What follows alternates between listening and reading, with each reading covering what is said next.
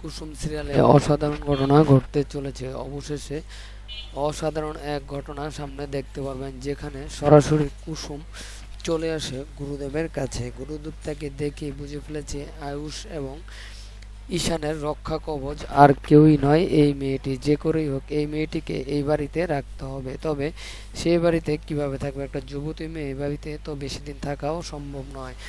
তাকে তো রাতে বাড়ি চলে যেতে হয়, কিন্তু তাকে এখানেই রাখতে হবে।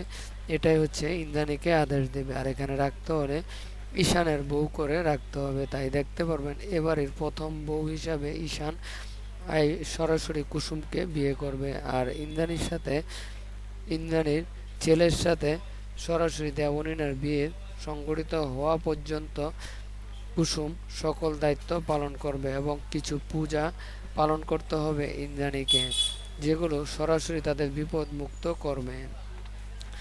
তবে যতদিন কুসুম এই বাড়িতে আছে ততদিন এই বাড়িটা কিছুতেই লিখে নিতে পারবে না, এই বাড়িতে খবরদারি করতে পারবে না দেবনীনা।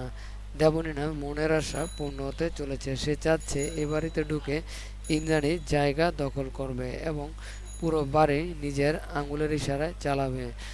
অবশেষে সে বুঝতে পেরেছে যে এই বাড়িটা সকল বিপদের হাত থেকে বাঁচতে হলে গুরুদেবের শরণাপন্ন হতে হবে। আর গুরুদেবই সবকিছু করে দিবে, তা আপনারা দেখতে পারবেন। গুরুদেব দেবনীনা এবং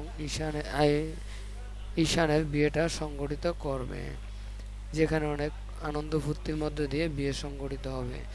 তবে এখানে আয়ুষ এবং কুসুমের বিয়েটাও হতে চলেছে, তা আপনারা দেখতে পারবেন। যার কারণে মূলত বাড়িতে কখনোই কোনো বিপদ আসবে না, কারণ আমাদের কুসুম হচ্ছে রক্ষা কবচ।